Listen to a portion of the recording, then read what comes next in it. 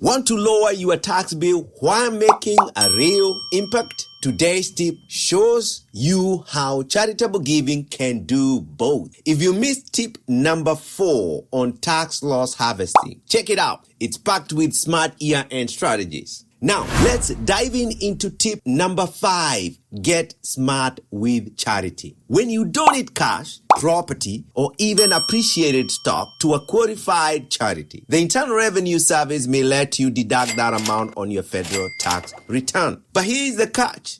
You need to itemize deductions on Schedule A of your Form 1040. So if you take this standard deduction, you generally can't claim charitable donations. Here are the rules. The organization must be a qualified charity. Check using the IRS Tax Exempt Organization Tax Tool. You can generally deduct up to 50% of your annual gross income, or AGI, though some deductions are capped at 20%, 30%, or 60%. If your donations exceeds the limit, you can carry over the excess for up to 5 years. Keep records. For gifts of $250 or more, get a written acknowledgement from the charity. Donations must be made by December 31st to count for this tax year. Whether you are giving cash, clothing, or appreciated assets, make sure the timing and documentation are right.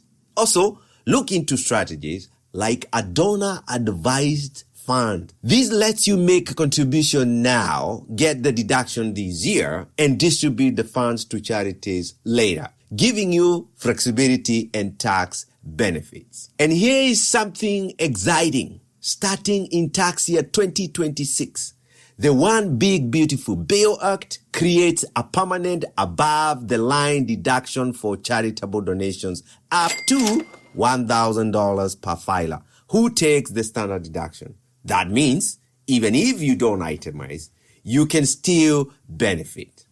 If you like this tip, hit thumbs up and subscribe. Next will be tip number 6, how major life changes impact your taxes.